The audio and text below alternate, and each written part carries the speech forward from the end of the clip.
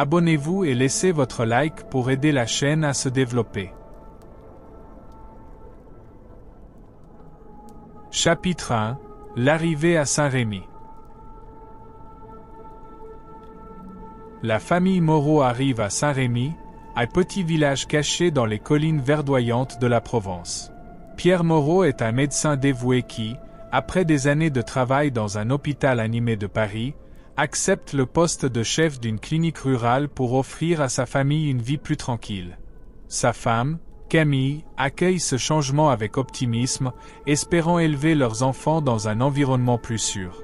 Juliette, l'aînée, est enchantée par la campagne, courant entre les arbres, tandis que Gabriel, âgé de seulement 2 ans, s'adapte encore à leur nouveau foyer. La maison des Moreau est une ancienne demeure en pierre, avec des jardins s'étendant jusqu'à une forêt dense, donnant à la propriété une atmosphère paisible et mystérieuse à la fois. Peu après leur arrivée, Pierre et Camille font la connaissance de leur voisin, Jacques Durand, un vieil homme à la voix douce qui vit seul dans une vieille maison à côté. Jacques devient rapidement ami avec la famille. Lors de l'une de leurs premières conversations, mentionne le cimetière des Ombres, un endroit où des générations d'habitants de Saint-Rémy enterraient leurs animaux de compagnie. Jacques est un raconteur né. Il décrit le cimetière comme un lieu paisible, où les enfants du village continuent de tenir des cérémonies simples lorsque leurs chiens et leurs chats meurent. Il y a une aura de respect et de révérence autour de cet endroit, mais aussi quelque chose d'étrange que Pierre remarque dans le ton de voix du vieux voisin. Un après-midi, Jacques invite Pierre et Juliette à visiter le cimetière. Camille, mal à l'aise à l'idée de se rendre dans un endroit associé à la mort, préfère rester à la maison avec Gabriel. Pendant la marche, Jacques commence à partager des histoires sur le cimetière et les anciennes traditions de la ville. La forêt se referme autour d'eux à mesure qu'il avance, et le chemin de terre mène à une clairière entourée d'arbres grands et sombres. Au centre, il y a une clairière où des pierres rugueuses marquent les tombes des animaux de compagnie. Juliette est ravie par l'environnement, tandis que Pierre ressent une légère sensation d'inconfort. Ce qui devrait être un cimetière d'enfants semble porter une énergie qu'il ne peut pas expliquer. Jacques, remarquant l'hésitation de Pierre, lui parle d'un ancien cimetière caché au-delà des frontières du cimetière des Ombres, un endroit où, dit la légende, des tribus anciennes réalisaient des rituels pour ramener les morts à la vie. Jacques avertit Pierre, ne jamais aller au-delà du cimetière. Certaines choses ne doivent pas être perturbées. Pierre, sceptique, rit, croyant que Jacques ne fait que raconter une de ses histoires excentriques. Cependant, l'avertissement persiste dans son esprit. Chapitre 2. La découverte du vieux cimetière. Dans les jours qui suivent, la vie de la famille Moreau à Saint-Rémy semble parfaite.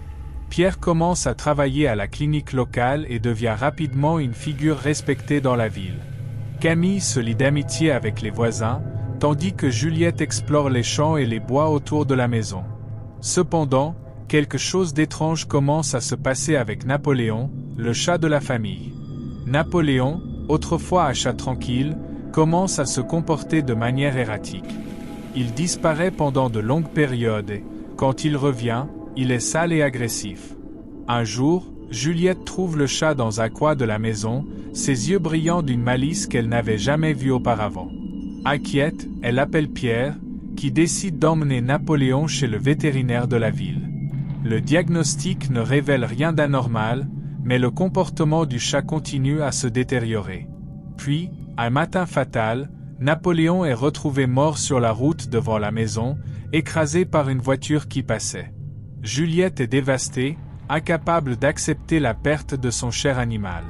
Pierre et Camille essaient de la consoler, mais c'est Jacques Durand qui propose une solution différente. Par une nuit silencieuse, Jacques rend visite aux Moreau et suggère à Pierre d'enterrer Napoléon dans l'ancien cimetière au-delà du cimetière des Ombres. Il y a quelque chose là-bas, dit Jacques, quelque chose que vous ne comprenez peut-être pas, mais qui pourrait aider à soulager la souffrance de Juliette. Pierre hésite. Il se souvient de l'avertissement de Jacques à propos de cet endroit, mais la douleur dans les yeux de sa fille le pousse à envisager l'impensable. Fatigué de voir Juliette pleurer, Pierre, après beaucoup d'hésitation, cède à l'idée. Lui et Jacques partent au milieu de la nuit avec le corps de Napoléon, traversant la forêt jusqu'à l'emplacement au-delà du cimetière. L'endroit est encore plus sinistre la nuit, avec une sensation de froid inexplicable dans l'air. Ils arrivent à une clairière où le terrain semble ancien et intact. Pierre creuse une fosse et enterre Napoléon, ressentant un frisson parcourir son échine. Jacques l'observe en silence, son visage marqué par un mélange de regret et d'acceptation. Dans les jours qui suivent, Pierre s'efforce d'oublier ce qu'il a fait. Il essaie de revenir à la routine, espérant que Juliette surmontera son chagrin. Cependant, un matin, Napoléon apparaît à la porte de la maison. Juliette pousse un cri de joie en voyant le chat, mais Pierre ressent immédiatement que quelque chose ne va pas. Napoléon est revenu, mais quelque chose est différent. Son comportement est encore plus erratique et agressif. Il évite Pierre et Camille, mais semble suivre Juliette dans toute la maison, l'observant d'une manière étrangement calculée. Pierre commence à se demander si le chat qui est revenu est vraiment le même Napoléon qu'il a enterré. Chapitre 3 – Le retour de Napoléon. Le retour de Napoléon marque le début d'une série d'événements troublants.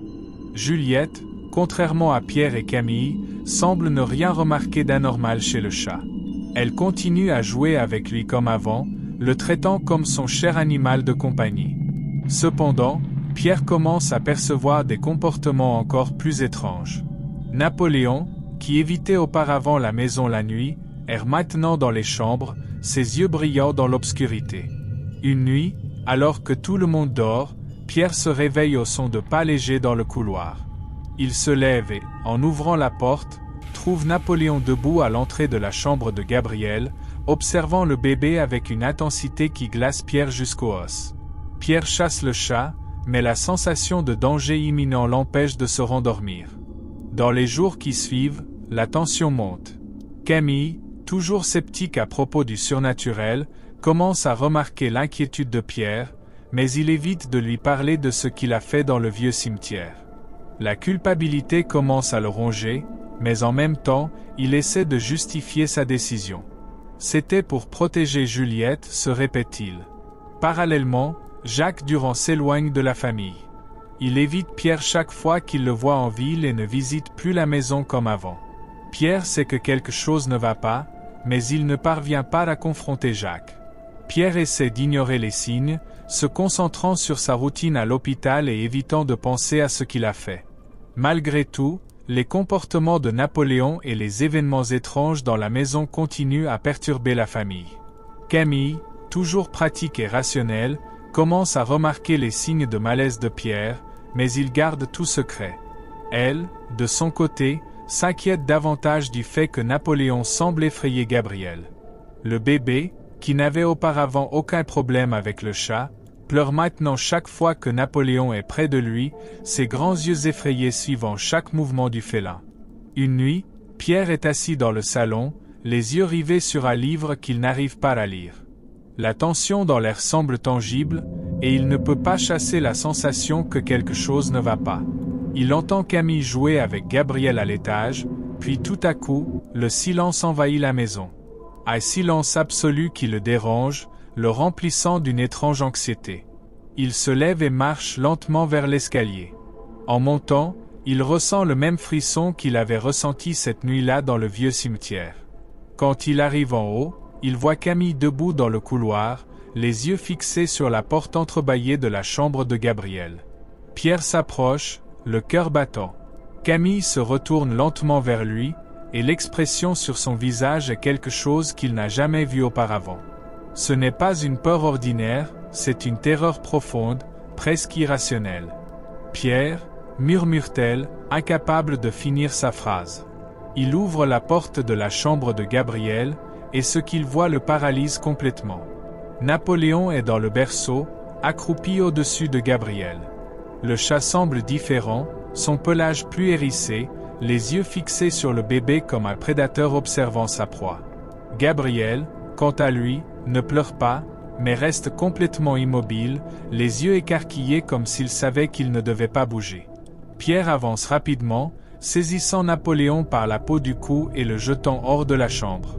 Le chat tombe dans le couloir et laisse échapper un grognement profond, quelque chose de non naturel, un son que Pierre n'a jamais entendu sortir d'un chat.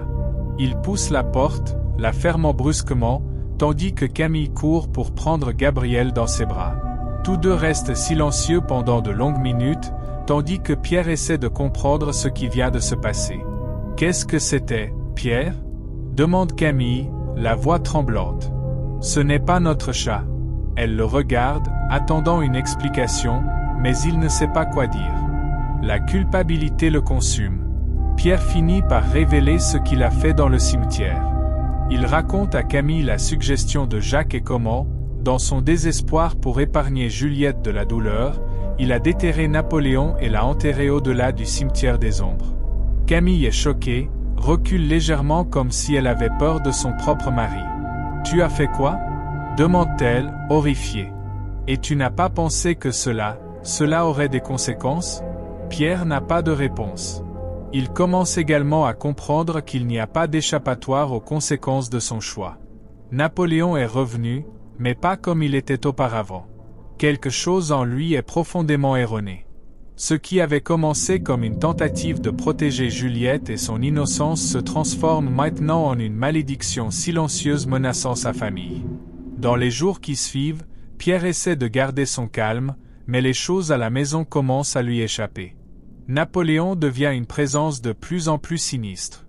Juliette, aussi innocente soit-elle, semble percevoir l'inconfort de ses parents et assiste pour garder le chat près d'elle, affirmant qu'il est spécial maintenant, comme si elle comprenait quelque chose qu'ils ne comprennent pas. Camille, de plus en plus méfiante, suggère de se débarrasser de Napoléon, mais Pierre hésite, craignant la réaction de sa fille. Les tensions augmentent dans la maison, et le comportement de Gabriel se dégrade. Le bébé semble tomber malade de plus en plus, comme si quelque chose drainait son énergie. Il a de plus en plus de mal à dormir, pleure fréquemment, et ses parents commencent à s'inquiéter pour sa santé. Camille propose de l'emmener chez le médecin, mais Pierre sait que ce n'est pas une maladie ordinaire. C'est quelque chose de plus sombre, quelque chose lié à ce qu'il a fait. Chapitre 4 : La tragédie de Gabriel. La tragédie frappe la famille Moreau de manière dévastatrice et inattendue. Un jour, alors que Camille sort faire des courses en ville, Pierre reste à la maison s'occupant des enfants. Gabriel est particulièrement agité, pleurant sans cesse, ce qui met Pierre sous tension et l'épuise. Il essaie tout pour apaiser son fils, mais rien ne semble fonctionner. Pendant ce temps, Juliette joue à l'extérieur, apparemment inconsciente de la tension qui règne dans la maison. C'est un après-midi froid, avec le vent soufflant fort, agitant les arbres autour de la maison. Pierre décide d'emmener Gabriel faire une promenade en poussette autour de la propriété, croyant que l'air frais pourrait l'apaiser. Il pousse la poussette sur un chemin de terre qui mène à la route principale, où les voitures passent rarement. Le chant des oiseaux et le bruissement des feuilles créent une sensation de normalité temporaire. Cependant, tandis que Pierre est distrait à observer Juliette jouer au loin, une chose terrible se produit. Gabriel parvient d'une manière ou d'une autre à sortir de la poussette. Pierre ne s'en rend pas compte immédiatement, perdu dans ses pensées. Il ne réalise ce qui se passe que lorsqu'il entend un bruit assourdissant, le son d'un camion passant à toute vitesse sur la route. Puis, le silence mortel.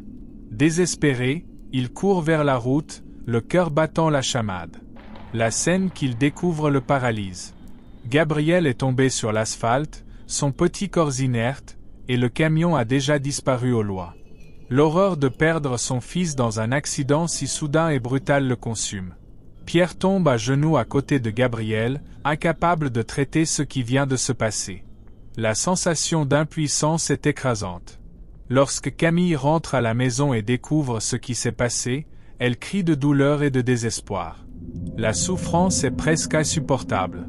La culpabilité ronge encore plus Pierre, mais cette fois, c'est différent. Il ne s'en veut pas seulement de ne pas avoir protégé Gabriel. Il sait que, d'une certaine manière, ce qui s'est passé est un reflet de ses actions précédentes, une conséquence d'avoir défié des forces qu'il n'aurait jamais dû perturber. Lors des funérailles de Gabriel, la famille est anéantie. Juliette semble confuse, incapable de comprendre pleinement l'ampleur de la perte. Camille, en état de choc, ne peut pas regarder Pierre sans ressentiment. Pierre, pour sa part, commence à être hanté par une idée qu'il sait dangereuse, mais irrésistible. Le même cimetière qui a ramené Napoléon pourrait aussi ramener Gabriel. Chapitre 5 – La malédiction s'éveille. La pensée d'enterrer Gabriel dans le cimetière ancien le consume. Pierre tente de résister à la tentation, se remémorant ce qui est arrivé à Napoléon, mais le désespoir de perdre son fils le pousse à prendre une décision qu'il sait insensée.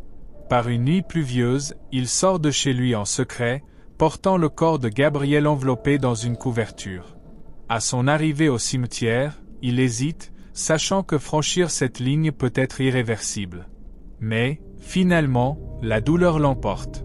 Pierre enterre Gabriel au même endroit où il avait enterré Napoléon quelques semaines auparavant. Le sol semble plus froid, plus sombre que jamais. Lorsqu'il termine, Pierre ressent le poids de ce qu'il vient de faire, mais néanmoins, une étincelle d'espoir brille dans son cœur. Dans les jours qui suivent l'enterrement de Gabriel, l'ambiance dans la maison des Moreau change drastiquement. Camille sombre dans un état de tristesse profonde, à peine capable de se lever du lit. Le deuil de son fils est un poids écrasant, et elle commence à éviter Pierre, non seulement à cause de la douleur qu'elle ressent, mais aussi parce qu'elle sent, au fond d'elle, qu'il cache quelque chose. Juliette, quant à elle, s'isole davantage, passant des heures assise près de la fenêtre, observant la forêt avec un regard lointain, comme si elle attendait quelque chose. Pierre, cependant, vit une tempête intérieure. Il n'a dit à personne ce qu'il a fait, pas même à Jacques Durand, qui l'avait averti des conséquences de perturber ce terrain maudit. Chaque nuit, Pierre reste éveillé tard, ses yeux fixés sur la forêt. Il attend un signe, un indice que Gabriel reviendra comme Napoléon, même s'il sait, à un niveau profond, que ce qu'il souhaite peut être une répétition de la même erreur qu'il a commise avec le chat. Finalement, 3 jours après l'enterrement, quelque chose se produit. C'est une nuit silencieuse, la maison plongée dans l'obscurité. Pierre est assis dans le salon, la tête enfouie dans ses mains, luttant contre l'insomnie et les pensées de regret qui l'envahissent. C'est alors qu'il entend un bruit qui le fait frissonner. Des pas légers et traînants, comme si quelque chose ou quelqu'un marchait lentement sur le porche. Son cœur s'accélère, et il se lève, partagé entre la peur et l'espoir. Camille est à l'étage, endormie après avoir pris un sédatif, et Juliette est dans sa chambre. Il sait qu'aucune d'elles n'a pu causer ce bruit. Marchant prudemment vers la porte, Pierre l'ouvre lentement, et ce qu'il voit fait geler son corps. Là, debout dans le jardin, se trouve Gabriel. Le petit garçon est là, pieds nus, son pyjama encore sale de terre, et ses yeux, les yeux que Pierre aimait tant, sont désormais opaques, sans vie. Gabriel ne dit pas un mot, il l'observe en silence, comme s'il attendait une instruction. Le vent glacial de la nuit fait murmurer les feuilles autour d'eux, accentuant la tension du moment. Pierre ressent un mélange de soulagement et d'horreur. Gabriel est revenu. Mais, tout comme Napoléon, il n'est plus le même. La peau du garçon est pâle, ses mouvements lents, presque mécaniques. Il s'approche de la porte sans dire un mot, et Pierre, bien que le cœur brisé, le laisse entrer. Lorsque Gabriel franchit le seuil de la maison, Pierre sent l'air changer. Quelque chose de sombre et de dense envahit l'espace, une présence invisible qui s'attache à l'enfant. Il essaie de rationaliser, de se convaincre que c'est ce qu'il voulait, retrouver son fils, mais une partie de lui sait que le Gabriel qui est maintenant dans la maison est une ombre, une distorsion macabre de ce qu'il était autrefois. Dans les jours suivants, Pierre essaie de maintenir une façade de normalité. Gabriel est de retour, et Pierre essaie de le convaincre de parler, d'interagir, mais l'enfant reste dans un profond silence. Camille, encore plongée dans son deuil, semble ne pas remarquer la présence de son fils. Elle sort rarement de la chambre, et quand elle voit Gabriel, c'est comme si elle ne le voyait pas. Juliette, en revanche, semble percevoir quelque chose de différent. Elle regarde son frère avec un mélange de curiosité et de peur, mais ne parle pas de ce qu'elle ressent. Cependant, au fil des jours, le comportement de Gabriel devient de plus en plus perturbant. Il commence à agir bizarrement, errant dans la maison pendant la nuit, s'arrêtant devant la chambre de Camille pendant des heures, immobile. Pierre se réveille en pleine nuit pour trouver le garçon debout à côté du lit, l'observant avec ses yeux vides. Il essaie de gérer cela, de se convaincre qu'il y a un moyen de restaurer Gabriel à ce qu'il était, mais chaque jour qui passe, la présence de l'enfant semble plus erronée, plus dangereuse. Napoléon, le chat, semble également réagir à la présence de Gabriel. Il évite le garçon à tout prix, comme s'il savait qu'il y a quelque chose de terriblement faux. Pierre commence à réaliser que la mort n'a pas seulement transformé Gabriel, mais a également apporté une énergie qui érode lentement l'harmonie de sa famille. Les jours à Saint-Rémy deviennent de plus en plus sombres, avec la maison des Moreau plongée dans un étrange silence, interrompu uniquement par les bruits de Gabriel errant dans les couloirs la nuit. Pierre essaie de chercher des réponses auprès de Jacques Durand, mais le voisin âgé évite la maison, presque comme s'il savait que Pierre avait désobéi à son avertissement. Un jour, il l'affronte, désespéré, suppliant pour une solution, mais Jacques le regarde avec une profonde tristesse. « Tu es allé trop loin, Pierre, » dit Jacques, sa voix grave et pleine de chagrin. « Certaines portes, une fois ouvertes, ne peuvent pas être refermées. Ce qui est revenu n'est pas Gabriel, et tu le sais. » Pierre, envahi par le désespoir, refuse d'accepter la réalité. Il ne peut pas perdre Gabriel à nouveau, ne peut pas admettre que ce qu'il a fait a été une erreur irréparable. La situation s'aggrave lorsque Juliette tombe mystérieusement malade. Elle commence à avoir de fortes fièvres et à souffrir de cauchemars horribles, criant au milieu de la nuit au sujet des ombres qui tentent de l'attraper. Camille, toujours plongée dans sa tristesse, commence à se rendre compte que quelque chose de terrible se passe, mais Pierre continue de lui cacher la vérité, essayant de gérer les conséquences seul.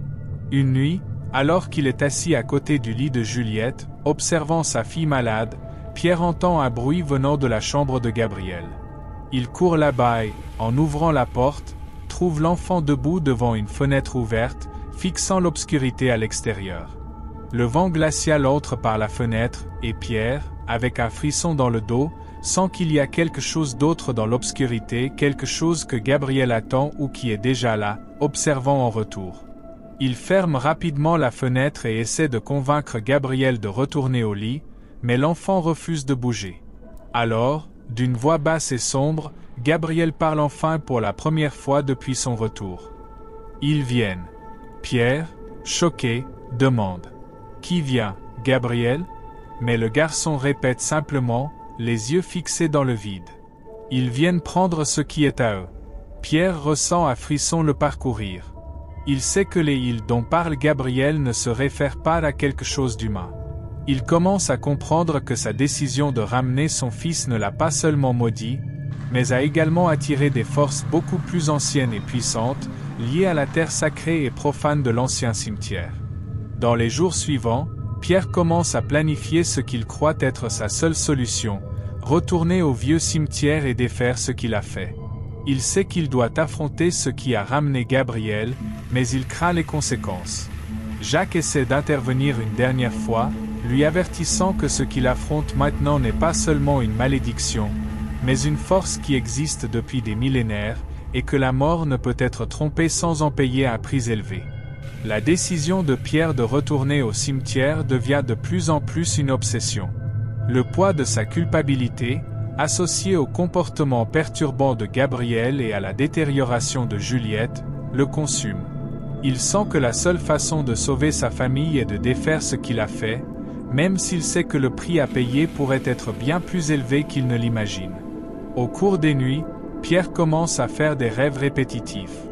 Il rêve qu'il est piégé dans l'ancien cimetière, entouré d'ombres qui murmurent son nom. Parmi ces ombres, il voit des figures familières, des hommes, des femmes, même des enfants, tous avec des expressions vides et des corps marqués par la terre. Ce sont les morts qui ont été enterrés dans le sol sacré, ceux qui sont revenus d'entre les morts, mais avec quelque chose qui manque, une essence qui ne pourra jamais être récupérée. Chaque fois qu'il se réveille de ses cauchemars, il sent la chambre plus froide, presque comme si la présence des ombres était encore là, même lorsque le soleil commence à se lever. Camille, quant à elle, devient de plus en plus distante. La mort de Gabriel a causé un abîme infranchissable entre eux, et sa présence, ou ce qui restait de Gabriel, ne fait que l'éloigner davantage. Une nuit, lorsque Pierre essaie de s'approcher de Camille dans la chambre, elle finit par le confronter. « Je sais ce que tu as fait, Pierre », sa voix est basse, mais pleine d'une amertume suffocante. « Je le sens dans la maison, je le sens sans lui. Le Gabriel que je connaissais est mort, mais tu l'as ramené d'une manière que je n'ai jamais voulu. » Pierre essaie de se défendre, mais les mots de Camille sont comme des lames. Elle n'est pas seulement en colère. Elle a peur, non seulement pour Gabriel, mais aussi pour Pierre, pour ce qu'il est devenu depuis l'enterrement au cimetière. Elle sait, instinctivement, que quelque chose de bien plus sombre se cache dans les décisions de son mari. Il ne devrait pas être ici, conclut Camille, quittant la pièce sans donner à Pierre la chance de répondre. Elle se verrouille dans la chambre d'amis, et la distance entre eux devient palpable. Pendant ce temps, Gabriel commence à montrer des signes plus clairs de dégénérescence. Sa peau, déjà pâle depuis son retour, semble plus froide, avec des taches sombres apparaissant sur ses bras et son visage. Ses mouvements, autrefois lents, deviennent maintenant plus erratiques, comme si son corps s'effondrait de l'intérieur. Mais le pire n'est pas son apparence physique, mais les effets de sa présence sur la maison. La chambre de Juliette, autrefois pleine de lumière et de joie, est maintenant plongée dans l'ombre. La petite fille tombe de plus en plus malade, passant de longues heures à dormir, mais son sommeil est agité, rempli de gémissements et de cris étouffés. Elle commence à parler dans ses rêves, murmurant des choses incompréhensibles, mais qui se terminent toujours par le même mot, « il ». Pierre, malgré sa peur croissante, ne peut ignorer l'impact que Gabriel a sur Juliette. Il commence à réaliser que la malédiction qui a ramené Gabriel se propage lentement aux vivants. La mort, apparemment, ne se contente pas de réclamer ceux qui ont déjà été emportés, elle est également à la recherche de ceux qui restent encore. Et Pierre, au fond de lui, sait que ce n'est qu'une question de temps avant qu'elle ne vienne chercher Juliette et Camille également.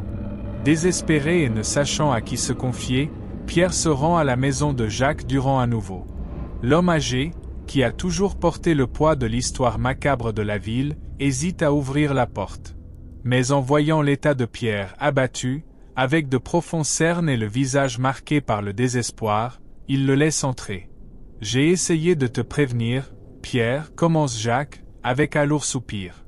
La mort n'est pas quelque chose avec lequel on marchande.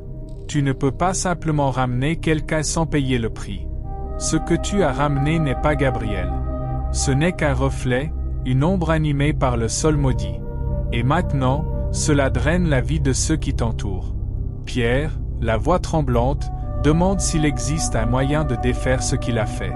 Jacques, sombre, explique que le cimetière où Pierre a enterré Gabriel n'est pas seulement un lieu de repos final. C'est un endroit où l'essence même de la vie et de la mort est déformée. Les âmes qui sont ramenées ne reviennent pas complètes.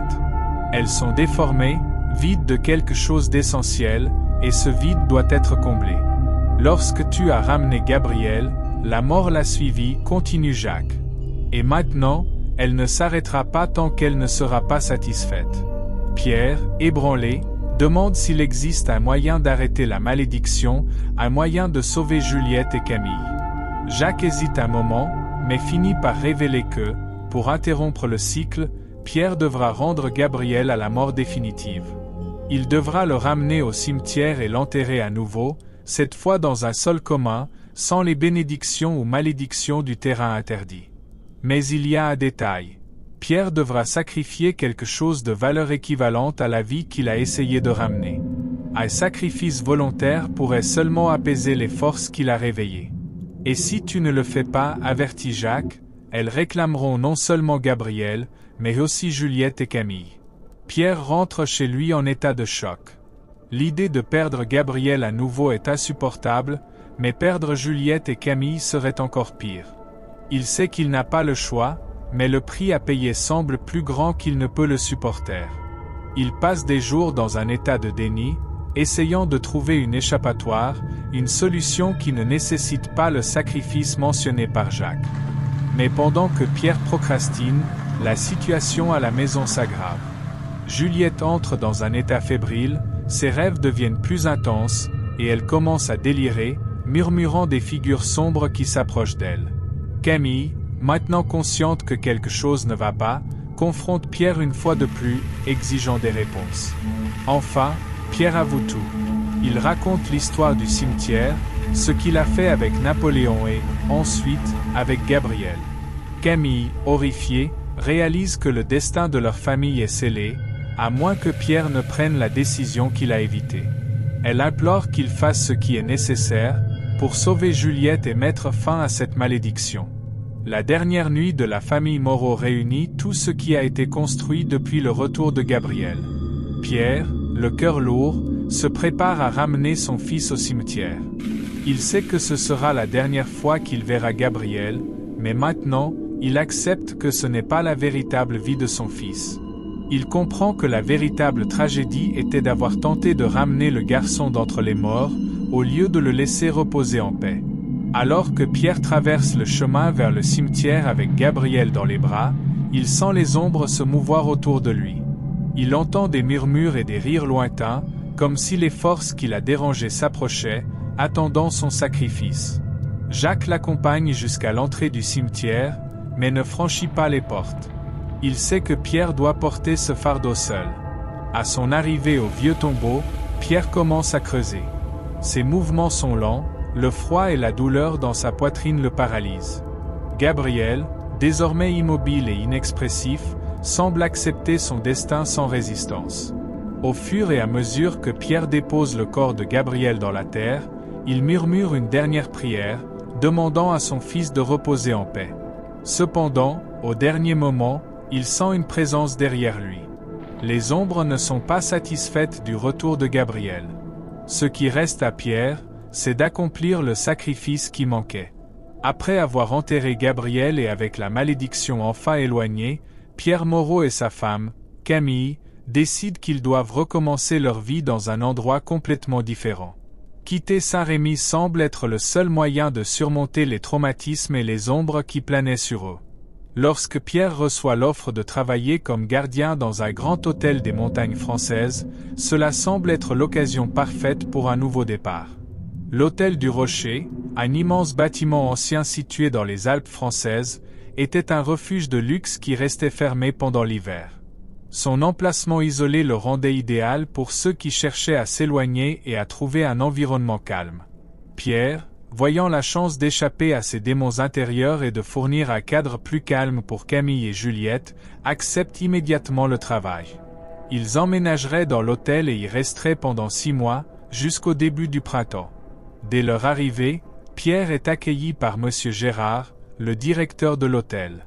Gérard est un homme mince et formel, avec une posture rigide et des yeux fatigués qui semblent avoir déjà vu plus qu'ils n'étaient prêts à partager. « Bienvenue à l'hôtel du Rocher », dit Gérard, tout en remettant à Pierre les clés et une liste de tâches qu'il devra accomplir pendant les mois d'hiver.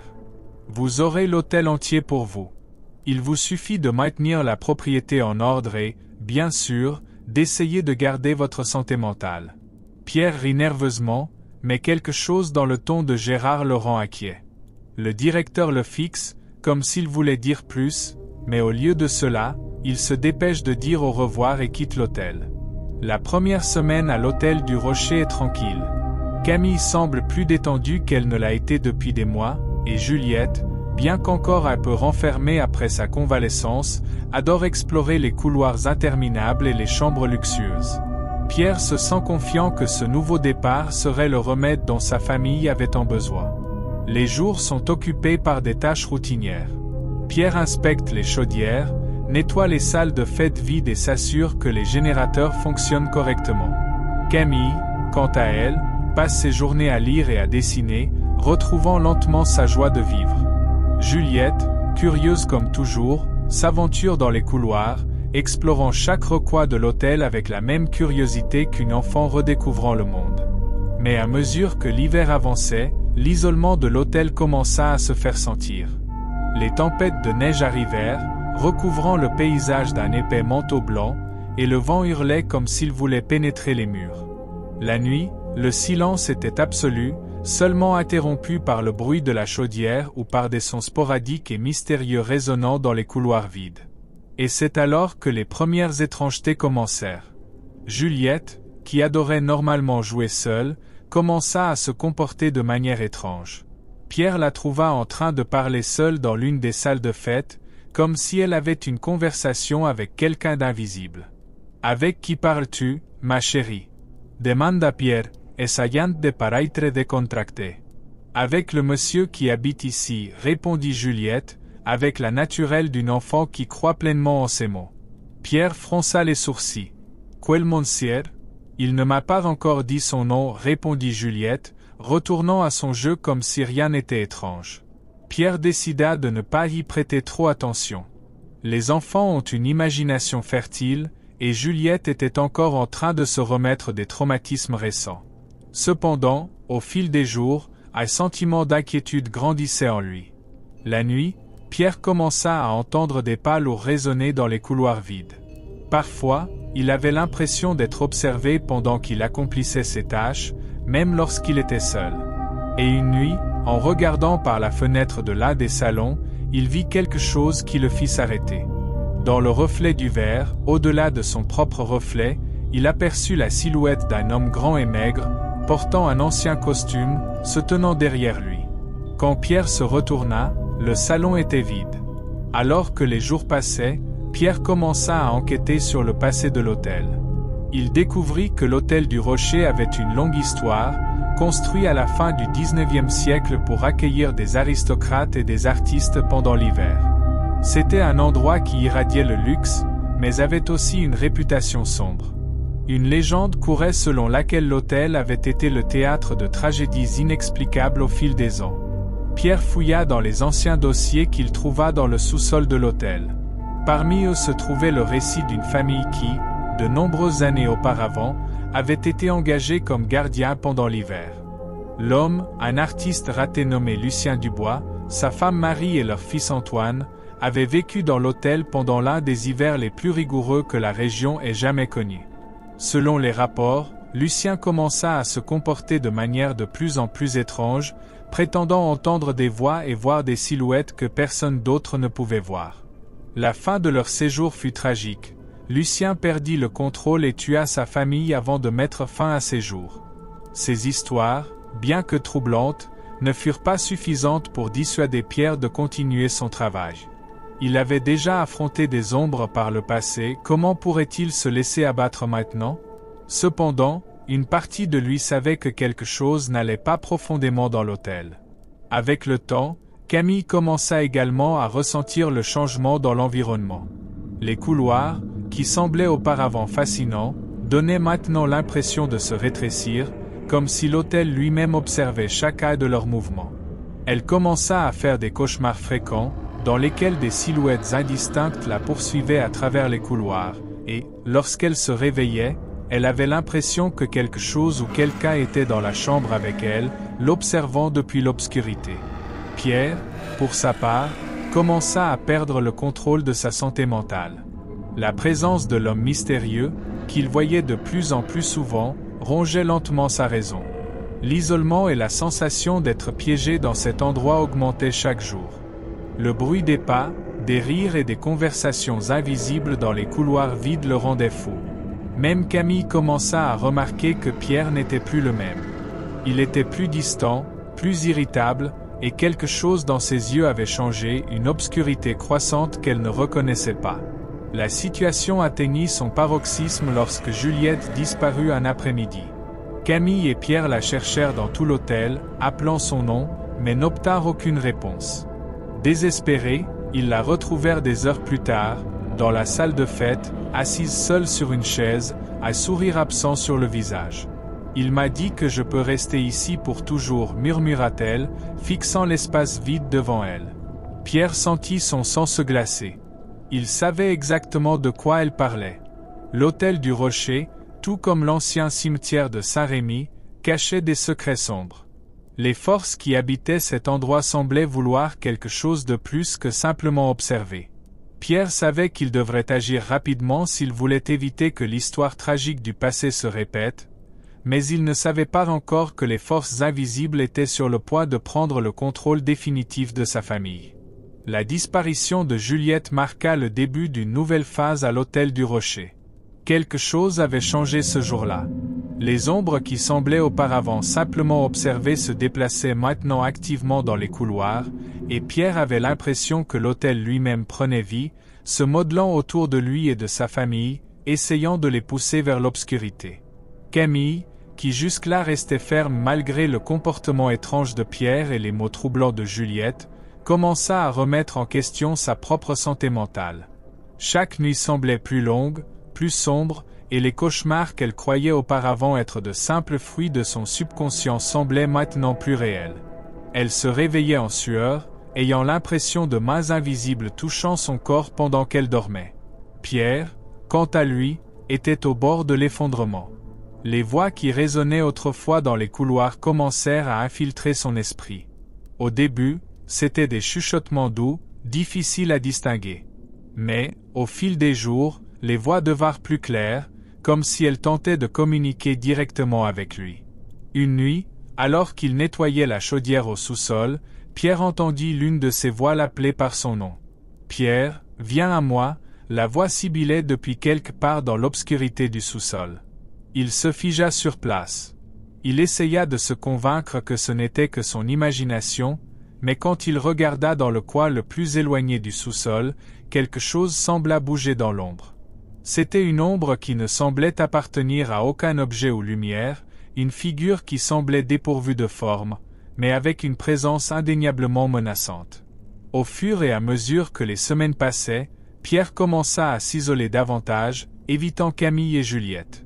Il passait des heures à vagabonder dans les couloirs, presque comme s'il était en transe, parfois murmurant pour lui-même ou riant sans raison apparente. Camille commença à craindre pour son mari, mais elle avait aussi peur pour elle-même. La sensation d'être surveillée augmentait chaque jour, et elle sentait que l'hôtel essayait de la briser, l'emmenant vers les bras de la folie. Une nuit, alors qu'elle lisait dans la bibliothèque de l'hôtel, Camille entendit un bruit étrange, un rire étouffé, suivi par le son de quelque chose grattant le bois du sol. Elle se leva rapidement, essayant d'identifier l'origine du bruit. En marchant lentement dans le salon, ses yeux se fixèrent sur l'un des vieux fauteuils en cuir faisant face à une cheminée éteinte. À sa grande horreur, le fauteuil commença à se balancer doucement, comme si quelqu'un d'invisible y était assis. Camille recula, la panique grandissant dans sa poitrine. Quand elle regarda de plus près, elle vit une silhouette floue assise dans le fauteuil, une ombre indistincte, mais indéniablement humaine. Le rire revint, cette fois plus fort, comme si cela se moquait de sa peur. Camille s'enfuit, le son du rire la suivant dans les couloirs jusqu'à ce qu'elle se verrouille dans sa chambre, haletante et paniquée. Pendant ce temps, Juliette commença à passer plus de temps seule. Elle parlait fréquemment de monsieur qui vivait à l'hôtel, et maintenant, elle se référait à lui comme monsieur Antoine. Ce nom fit frissonner Pierre, car Antoine était le fils de Lucien Dubois, l'ancien gardien qui avait perdu la raison dans le même hôtel des années auparavant.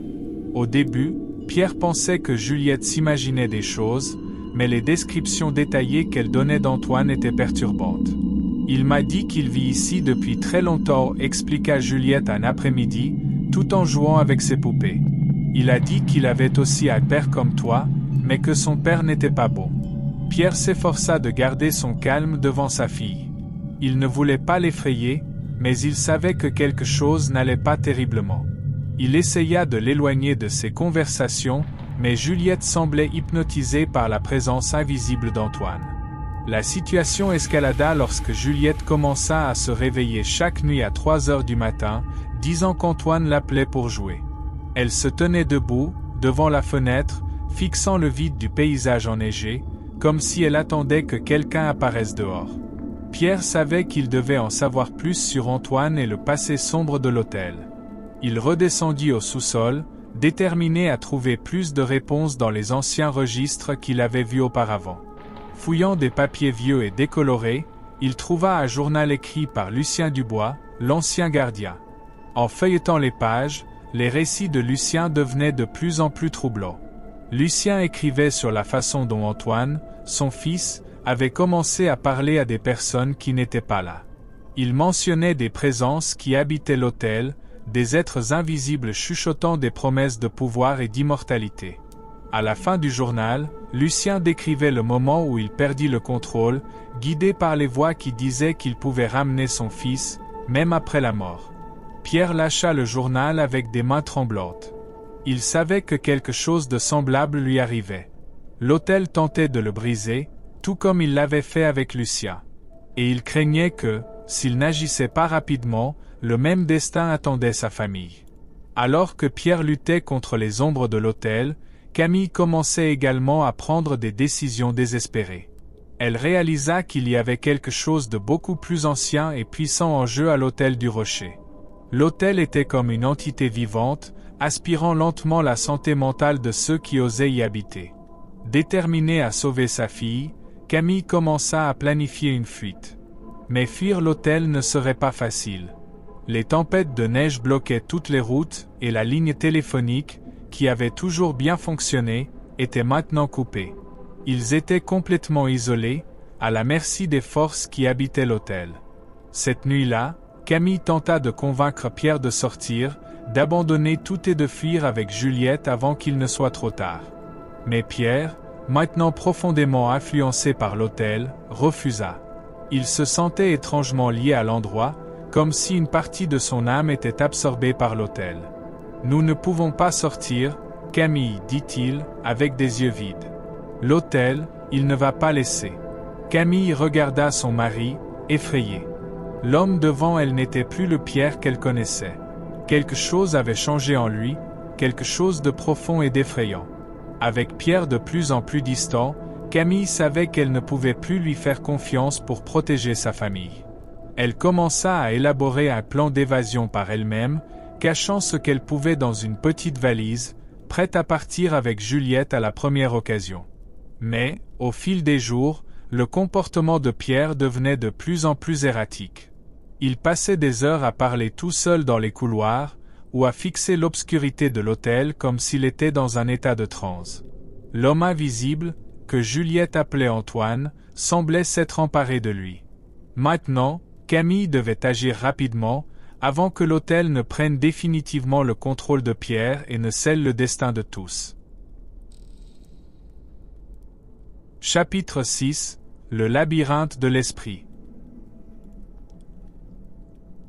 Les jours à l'hôtel du Rocher étaient devenus insupportables. L'air chargé de tensions psychologiques affectait chacun de manière différente. Pierre était perdu, Camille était désespérée, et Juliette continuait de parler d'Antoine, elle, amie, invisible. Mais maintenant, au-delà des conversations sporadiques, la petite fille commençait à mentionner des choses plus obscures, comme si elle avait été manipulée par les forces invisibles de l'hôtel. Ce jour-là, Camille observait Pierre de loin. Il était assis dans un des fauteuils de la bibliothèque, complètement immobile, regardant le vide. Ses yeux étaient opaques, sans vie, comme si son esprit était ailleurs. Il murmurait des choses inaudibles pour lui-même, quelque chose qui perturbait profondément Camille. « Pierre, nous devons sortir d'ici, » dit Camille, tentant une fois de plus de le ramener à la réalité. Il ne répondit pas immédiatement. Il tourna lentement la tête dans sa direction, un sourire étrange et troublant se formant sur ses lèvres. « Nous ne pouvons pas sortir, Camille, nous sommes déjà bien au-delà de cela. L'hôtel nous a choisis, murmura-t-il, presque comme s'il répétait des mots dictés par quelqu'un. Camille sentit un frisson parcourir son échine. L'homme devant elle, qui était autrefois son mari aimant, semblait maintenant être une autre personne, une ombre de ce qu'il était. L'hôtel le consumait, et elle savait que si elle ne faisait rien rapidement, il serait perdu à jamais. Déterminée à sauver Pierre, Camille retourna aux anciens registres dans le sous-sol. Elle fouilla davantage dans les dossiers, désespérée de trouver un indice qui pourrait expliquer ce qui arrivait à sa famille. Enfin, elle trouva une lettre écrite par une des employées qui avait travaillé à l'hôtel dans les années 1920. La lettre mentionnait que l'hôtel du Rocher n'était pas un hôtel ordinaire, il avait été construit sur des terres qui, depuis des siècles, étaient considérées comme maudites. Selon la légende, ce morceau de terre avait été le site de rituels païens, réalisé par un ancien culte qui adorait une entité sombre. Il croyait que l'endroit était un point de convergence de forces surnaturelles, et les rituels qu'il y effectuait visaient à se connecter avec cette énergie sombre, obtenant pouvoir et immortalité. Cependant, comme dans toutes les tentatives de manipuler des forces échappant au contrôle humain, quelque chose avait mal tourné. Le culte avait mystérieusement disparu, et depuis lors, toute construction érigée sur ce terrain semblait porter la même malédiction. L'autel, étant directement construit sur ce terrain maudit, était une sorte de portail, attirant et emprisonnant les âmes de ceux qui y passaient. Camille réalisa que ce n'était pas seulement Pierre qui était affecté. L'autel lui-même était une entité vivante, se nourrissant de ses peurs, de ses douleurs, et, surtout, de Pierre, qui semblait être la cible principale de ses intentions malveillantes. Consciente qu'elle devait agir rapidement, Camille élabora un plan pour fuir l'autel avec Juliette. Même si Pierre était complètement perdu, elle ne pouvait pas risquer la vie de sa fille. Pendant la nuit, alors que Pierre était absorbé dans l'une de ses longues conversations avec les ombres, Camille commença à tout préparer. Elle emballa l'essentiel et tenta de ne pas attirer l'attention sur ses mouvements, sachant que les forces à l'intérieur de l'autel étaient toujours en train de surveiller. Juliette, en revanche, semblait de plus en plus connectée à Antoine. Lors d'une de ces conversations, Camille entendit sa fille chuchoter en jouant avec ses poupées. « Je ne veux pas que maman parte, Antoine, » disait Juliette, dans un ton qui la fit geler. Camille s'approcha prudemment. « Chérie, avec qui parles-tu » demanda-t-elle, bien qu'elle connaisse la réponse. « Avec Antoine, maman. Il a dit que nous sommes en sécurité ici. Que papa ira bien et que nous devons rester avec lui pour toujours. » Camille sentit son cœur s'accélérer. Quelque chose de terrible se passait avec sa fille, et elle savait qu'elle devait la sortir de cet endroit le plus vite possible. Cette même nuit, Pierre eut un effondrement total. Camille le trouva dans la salle à manger, assis seul à la table, entouré d'assiettes vides comme s'il organisait un banquet invisible. Il parlait à des personnes qui n'étaient pas là, riant et trinquant avec des verres de vin inexistants. « Pierre, s'il te plaît, nous devons partir d'ici, » supplia Camille, les larmes aux yeux. Mais Pierre était perdu dans son propre monde. Il la regarda avec un regard lointain et rit. « Ils sont tous ici, Camille. Nous en faisons partie maintenant. L'autel, il m'a montré la vérité. Il n'y a pas de sortie pour nous. » Il se leva, et son visage prit une expression presque démoniaque. « Ce qui est dehors n'est pas mieux que ce qui est ici. Nous sommes chez nous. » Camille recula, horrifiée par la transformation de Pierre. Il n'était plus l'homme qu'elle aimait. L'autel l'avait possédé, corrompu son esprit et son âme. Maintenant, elle savait que fuir serait encore plus difficile. Alors que Camille luttait pour maintenir sa santé mentale et trouver un moyen de s'échapper, Juliette devenait de plus en plus influencée par la présence d'Antoine. Elle commença à s'éloigner de sa mère, préférant passer des heures seule dans sa chambre, parlant à son ami. Une nuit, alors que Camille vérifiait sa fille, elle trouva un dessin perturbant sur le mur, fait avec des crayons de cire. Le dessin montrait la famille, elle, Pierre et Juliette. Mais il y avait une autre figure à côté d'eux, une silhouette grande et sombre, avec des yeux rouges brillants dans l'obscurité. En voyant cela, Camille sut qu'Antoine n'était pas un simple produit de l'imagination de Juliette. Il était réel, une manifestation des forces qui habitaient l'autel. Il a dit que nous allons rester ensemble pour toujours, maman, murmura Juliette, sans détourner les yeux du dessin. Camille savait qu'elle devait agir immédiatement. L'influence d'Antoine se renforçait chaque jour, et Juliette risquait de devenir liée de manière permanente aux forces maléfiques de l'autel, tout comme Pierre. Une nuit, alors que la tempête de neige atteignait son paroxysme, Camille décida que ce serait leur dernière chance de fuite. Elle prit Juliette dans ses bras et courut à travers les couloirs vers la sortie principale. L'autel semblait lutter contre elle, les portes se fermaient toutes seules, les couloirs semblaient plus longs que d'habitude, comme si le bâtiment essayait de les retenir. Quand elle atteignit enfin le hall d'entrée, Pierre apparut, bloquant le chemin. Il semblait furieux, mais ce n'était plus le Pierre que Camille connaissait. Ses yeux étaient injectés de sang, et son expression était de pur dédain. « Tu ne peux pas l'emmener d'ici, cria-t-il, sa voix résonnant à travers les murs de l'hôtel. Elle appartient à l'hôtel maintenant. Nous lui appartenons. » Camille, tremblante, serra fermement sa fille. « Pierre, s'il te plaît. » supplia-t-elle, les larmes coulant sur son visage. « Nous devons partir. Ce n'est pas réel, l'hôtel nous manipule. » Mais Pierre ne l'écoutait pas. Il avançait, prêt à empêcher leur fuite à tout prix. Dans un acte de désespoir, Camille comprit qu'il n'y avait plus de moyen de sauver Pierre. L'homme qu'elle aimait était perdu pour toujours. Mais Juliette pouvait encore être sauvée. Elle prit la clé que Gérard avait laissée au début de l'hiver, la clé maîtresse qui ouvrait toutes les portes, et courut vers le sous-sol, où elle savait qu'il y avait une sortie de secours. Pendant que Pierre hurlait et frappait les portes fermées, Camille trouva la sortie et, avec Juliette dans ses bras, s'échappa enfin de l'hôtel. Chapitre 7 – Le réveil des ombres. Camille et Juliette couraient dans la neige, le froid mordant faisant mal à leur visage et à leurs mains. Les arbres autour semblaient distants, presque irréels, comme si la forêt elle-même était enveloppée dans la malédiction de l'autel du rocher. Le vent soufflait fort, créant des sons ressemblant à des chuchotements, comme si l'autel lui-même les appelait à revenir. Camille tenait sa fille fermement, luttant contre la sensation oppressante que quelque chose les suivait. Le temps semblait distordu. Chaque pas qu'elle faisait semblait plus difficile que le précédent, comme si la neige prenait du poids, les tirant vers le sol. Le désespoir de Camille grandissait. Elle savait qu'elle ne pouvait pas s'arrêter. Peu importe ce qui était dans l'autel, ce qui avait transformé Pierre, cela ne pouvait pas les atteindre. « Maman, j'ai peur, dit Juliette, sa voix tremblante. « Je sais, chérie. Mais nous devons continuer. » Camille regarda autour d'elle, essayant de trouver une route de fuite dans la forêt dense, mais la neige avait caché tout chemin visible. Soudain, les arbres devant elle semblaient s'ouvrir, révélant une cabane solitaire. Elle était ancienne et usée, mais une lumière faible brillait à travers une des fenêtres. Camille hésita, mais le froid et la fatigue étaient insupportables. Elles avaient besoin d'un abri, même pour quelques heures.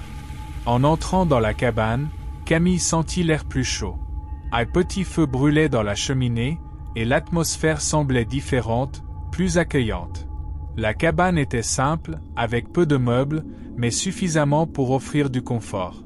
Camille savait qu'elle ne pouvait pas baisser sa garde, mais pour l'instant, cela semblait être un refuge sûr. Juliette, épuisée, s'endormit rapidement dans un des fauteuils, et Camille s'assit près de la cheminée, le regard fixé sur les flammes dansantes.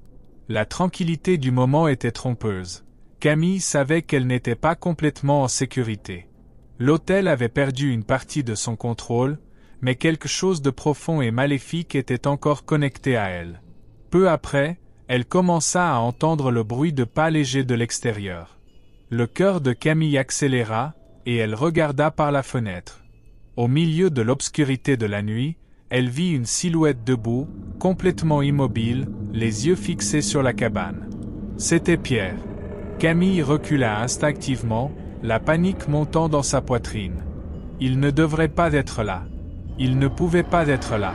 Et pourtant, Pierre était là dans la neige, l'observant, ses yeux injectés de sang comme la dernière fois qu'elle l'avait vu. « Camille » murmura-t-il.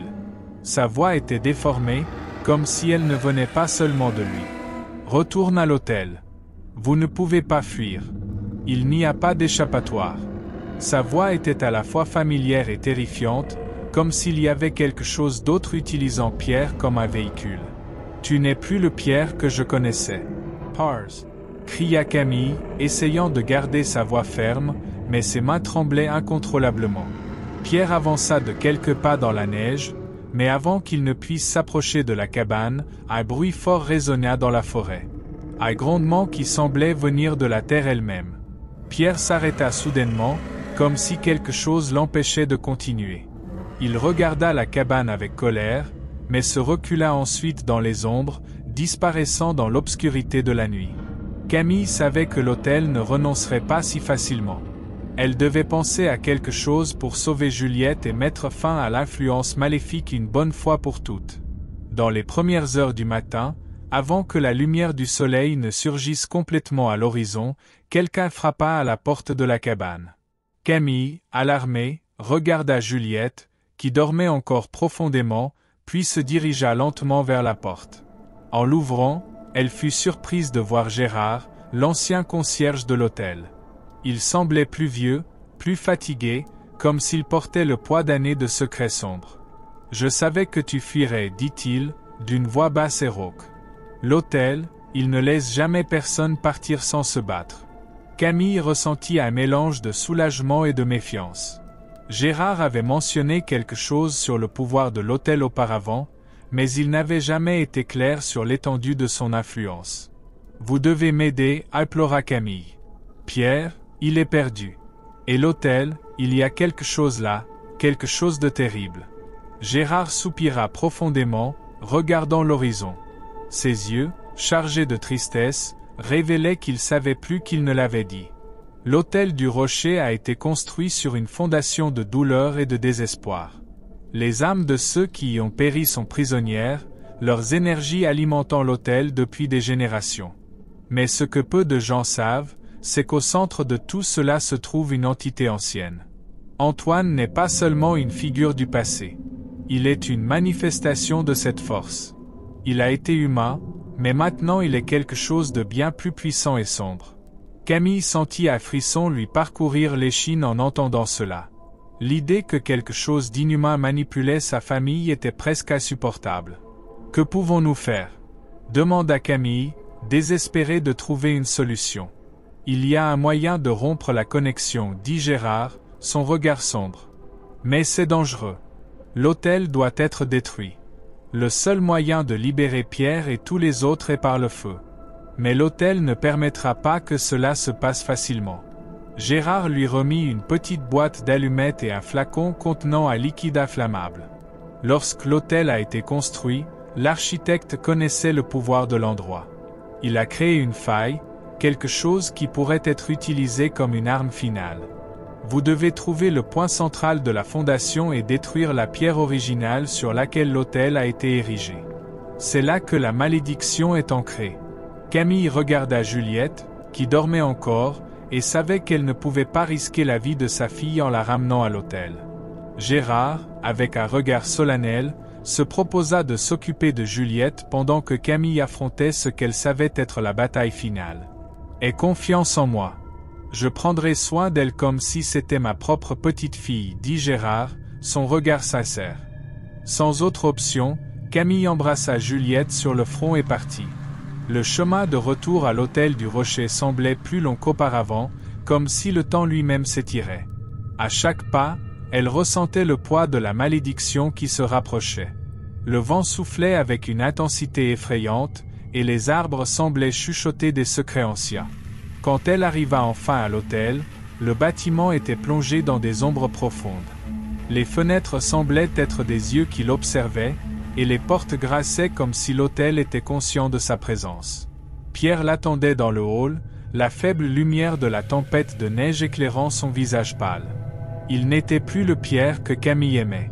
Ses yeux étaient inexpressifs, vides, comme si son âme était déjà perdue pour toujours. « Tu es revenu, dit-il, d'une voix basse, chargée d'une obscurité familière. Je savais que tu ne pouvais pas me laisser. Pierre, s'il te plaît, supplia Camille, la voix tremblante. Je ne veux pas te perdre. Reviens avec moi. Il rit, un rire creux et sombre. Il n'y a plus de retour. L'hôtel nous a choisis. Nous faisons partie de lui maintenant. Camille savait qu'elle ne pouvait plus le convaincre.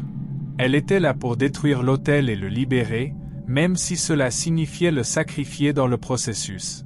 Avec la boîte d'allumettes en main, elle avança dans les couloirs, déterminée à trouver la pierre de la fondation.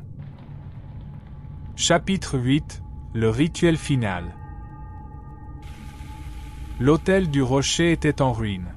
Les flammes qui le dévoraient éclairaient la nuit, créant un spectacle apocalyptique à l'horizon. Camille s'éloigna de la pierre fondatrice en feu et courut à travers les couloirs en train de se désintégrer. La chaleur était intense, le bruit des effondrements et des cris des flammes se mêlant au rugissement du vent. Le temps semblait s'étirer et se raccourcir en même temps, la réalité devenant presque surréaliste. Chaque pas qu'elle faisait semblait plus difficile, comme si l'autel lui-même tentait de la retenir. Les murs s'effondraient, le plafond s'écroulait, et la fumée rendait l'air presque irrespirable. Camille luttait pour maintenir son calme et son attention, sachant que sa seule chance était de sortir avant que tout ne s'effondre complètement. Finalement, elle arriva à la sortie principale. Les portes étaient bloquées par des décombres et le feu se rapprochait, ses flammes dansant et menaçant de l'engloutir. Avec un effort désespéré, Camille poussa les débris et parvint à ouvrir une brèche. Elle se jeta à l'extérieur, tombant dans la neige froide et accueillante qui offrait un soulagement momentané à la chaleur brûlante derrière elle. Allongée dans la neige, Camille regarda l'autel du rocher se transformer en une cascade de flammes et de fumée. Le feu semblait avoir une vie propre, un cri silencieux de colère et de vengeance qui semblait résonner dans la nuit. Les ombres des décombres et la chaleur des flammes donnaient une impression de fin, mais aussi de nouveaux commencements pour l'énergie que l'autel avait alimentée. Camille savait qu'elle ne pourrait pas rester là longtemps. Le froid devenait de plus en plus implacable, et l'esprit de Camille tournait avec le besoin de s'assurer que sa fille était en sécurité. Gérard était encore dans la cabane avec Juliette, et le souvenir qu'elle devait encore veiller sur la fillette était un rappel constant. Camille courut de nouveau vers la cabane, ressentant un mélange de soulagement et de préoccupation. Lorsqu'elle arriva, elle trouva Gérard l'attendant, son expression sérieuse mais soulagée. « Que s'est-il passé ?» demanda Gérard, l'aidant à entrer dans la cabane pour se protéger du froid. « L'autel a été détruit. »« J'y suis parvenu, » répondit Camille, sa voix fatiguée mais ferme. Gérard la regarda avec une compréhension silencieuse. « Alors, c'est fini. C'est une bonne nouvelle, mais la destruction de l'autel n'efface pas ce qui s'est passé, dit-il, avec un ton de tristesse et de réflexion.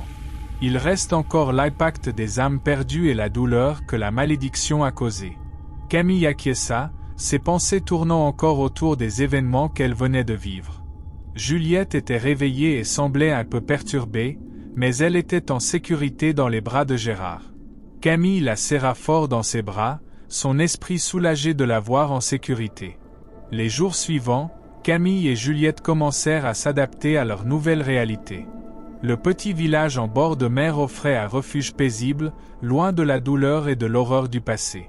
Les cicatrices émotionnelles de Camille étaient profondes, mais la destruction de l'autel du rocher semblait avoir brisé le cycle d'horreur qui avait menacé sa famille. Gérard continua de s'impliquer dans leur vie, offrant soutien et conseils.